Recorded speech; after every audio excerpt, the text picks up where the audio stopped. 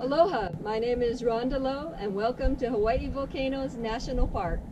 And I'm Ken Hahn, scientist in charge of the U.S. Geological Survey Hawaiian Volcano Observatory. And you're watching This Week at Interior. This Week at Interior. Secretary Haaland and Assistant Secretary for Fish and Wildlife and Parks Shannon Essinos were in Hawaii this week to highlight how President Biden's Investing in America agenda is helping to protect iconic Hawaiian bird species, strengthen the Native Hawaiian community, and invest in the science and infrastructure that support our public lands and waters. Among her stops, the Secretary visited with staff from Hakalau Forest National Wildlife Refuge and toured Keauhou Bird Conservation Center, following her announcement that Interior has committed nearly $16 million to prevent the imminent extinction of Hawaiian forest birds, part of $2 billion in investments from the Bipartisan Infrastructure Law and Inflation Reduction Act to restore lands and waters and advance climate resilience. She met with members of the Native Hawaiian community to discuss the intergenerational impacts of assimilationist policies, including federal Indian boarding schools, and highlighted Interior's commitment to working with indigenous communities to protect our lands and waters and revitalize native languages.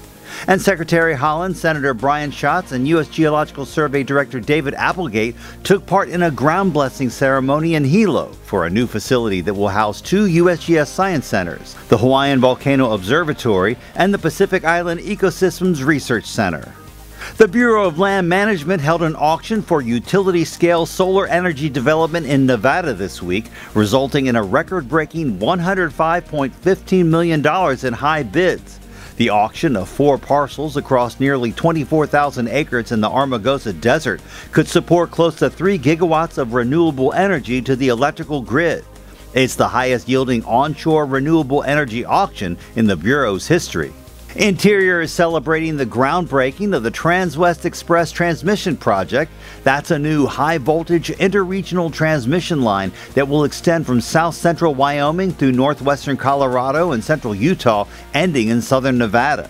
The transmission line will add more than 1,000 jobs during construction and, once complete, will provide 3,000 megawatts of new transmission capacity. The Bureau of Indian Education has awarded an additional 5-year contract to increase access for behavioral health and wellness support to all students and staff at Bureau-funded schools and programs. The program was initially designed to increase access to services during the COVID-19 pandemic. It provides virtual counseling and on-site crisis services at all Bureau-funded schools and programs with Indigenous-focused, evidence-based, and trauma-informed behavioral health and wellness support. The U.S. Fish and Wildlife Service this week announced it's expanding hunting opportunities on approximately 3,000 acres in 3 national wildlife refuges: Cahaba River National Wildlife Refuge in Alabama, Everglades Headwaters National Wildlife Refuge in Florida, and Minnesota Valley National Wildlife Refuge in Minnesota.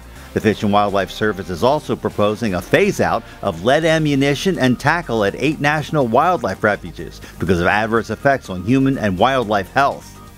The Bureau of Ocean Energy Management this week proposed an update to 20-year-old regulations to protect American taxpayers from the costs of decommissioning offshore wells and infrastructure. If approved, they'll ensure that energy companies are financially prepared to take on their responsibilities while protecting the taxpayer from incurring the associated costs. Interior welcomed more than 200 small businesses to the Denver Federal Center last week for an Industry Day. That's an event that supports Interior's priorities by growing and diversifying the department's small business vendor base. The Industry Day was designed to promote the administration's historic investments through the Bipartisan Infrastructure Law and Inflation Reduction Act. And our social media picture of the week, the dazzling synchronous fireflies of the Great Smoky Mountains National Park. These fireflies are one of at least 19 firefly species that live in the park and one of only a few species in the world known to synchronize their flash patterns.